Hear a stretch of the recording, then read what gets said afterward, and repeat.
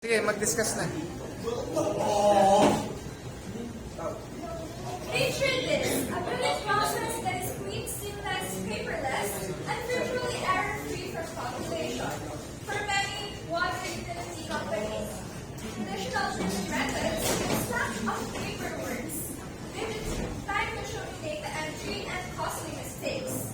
Enter our water billing system, a digital solution designed to automate and simplify every aspect of billing, especially in checking your total amount. This system eliminates the need for paper and reduces human error in calculation, makes the billing faster and more reliable.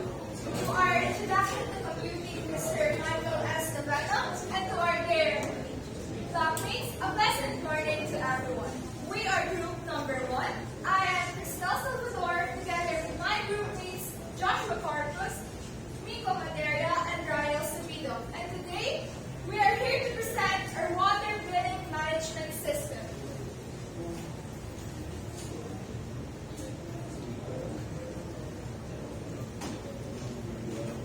Today, efficient systems are crucial for water utilities to ensure accurate and reliable services. Traditionally, manual billing often leads to human errors and delays, and customer dissatisfaction. To solve that, we have our water billing system for medium-sized utilities to adopt automated billing system.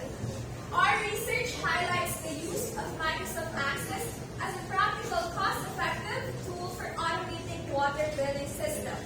However, Access has a limitation, like data size constraints, which may affect large utilities. Sige po, next presenter na. Sino ba susunod? Hindi, yung kasama. Hindi. To explain the significance of the study, we have Miko Materia.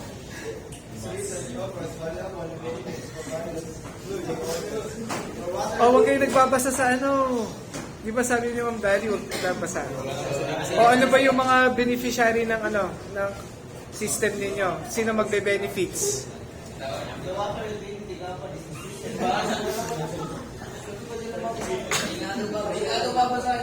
O syempre, customer, di ba? O beneficiary. O yung company itself. O ano pa? Yung environment. Yung system ba na yan ay friendly environment? Yes, sir, because it's paperless. Sige. Saan nanggagaling yung tubig nyo? Sa ilalim ng lupa o sa dam? Ha? Sa dagat. Sige, next. O, doon na tayo sa ano. Okay, for the scope and limitation, we have the purpose. Ano yung limitation niyan ng system nyo? Ano yung hindi niya kayang gawin? Process payments for the third-party applications. It can only generate reports for the whole records, and there's no penalty because it was modeled after the Prime Water setup, which means there's no penalties for late payments. O, sige po. Next. Doon tayo sa ano. Ayan, yun yung ano na. Planning. For the planning, what we have Joshua to explain. Hindi ko pala narinig si Jasmine kanina.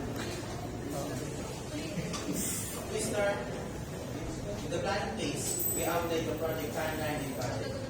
For in-house planning and requirements analysis, book 1 day on October 21, where system analysis is planned 3 days. O sige, okay na. Ilang days na ginawa yan? Hindi. Ano ko na yon? Alam ko na yon.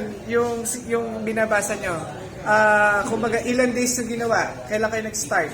October 21 to November 6. Okay. Ngayon, lahat binigyan ng task, di ba? Yes. O si, nung ginawa niya, si Joshua, sa project. Sa Bisyo, sino nakaano sa Bisyo? Si Maderia, anong ginawa? System design. Access. O, next. Doon tayo sa may database design. Yung flowchart.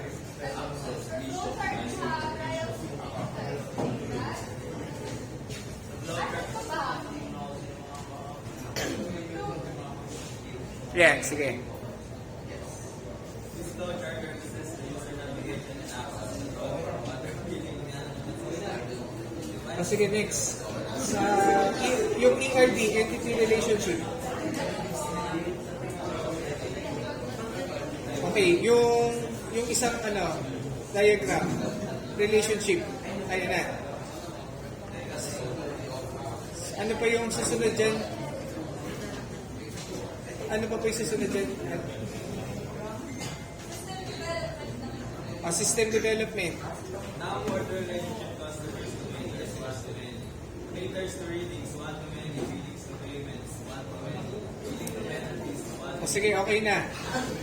Yung tayo, yung mismong access na. Ito yung interface, no? Okay, don't forget to include the user interface, no? Yes, like this, no? Yung UI. Follow nyo na lang dun sa iba, no? Sige po, yung sa na tayo, dun sa access.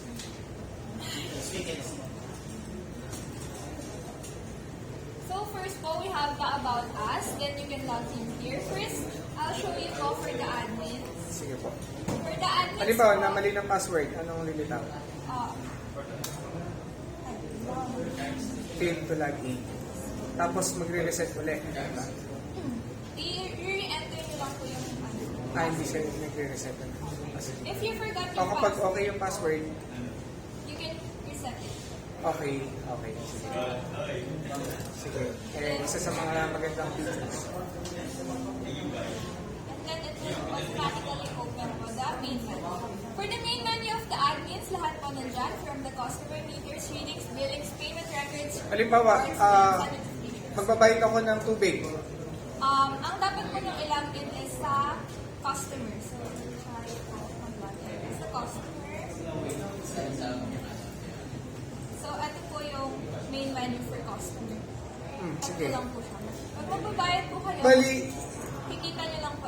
ang magla-login ba yung customer o hindi ba yung yung user ng system? Yung mismong teller? Dalawa po siya. Kapag po admin kayo, lahat Halimbawa, ang teller si Mr. Gaspar. Mr. Gaspar, babayad ako ng kuryente ng tubig.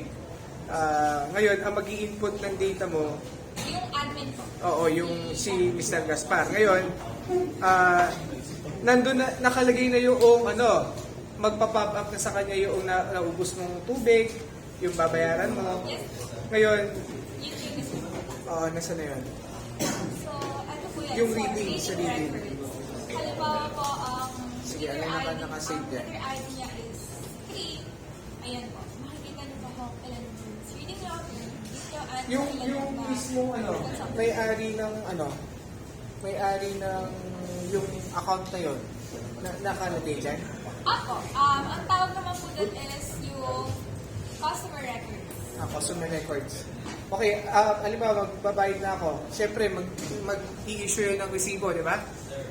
Sir, nasa limitations po namin na paperless po kami, so wala po siyang resibo. Okay. Though, ang... Pero mag-generate- nasisil dyan. Halimbawa, ayan po yung total amount Yun na yung babayaran kailangan ko, bayaran. 300. And mag-a-appear po dito kung nakabayad na kayo. I-update po ng admin, magiging paid na po yan. Okay. Sige. Okay, picture taking. Okay.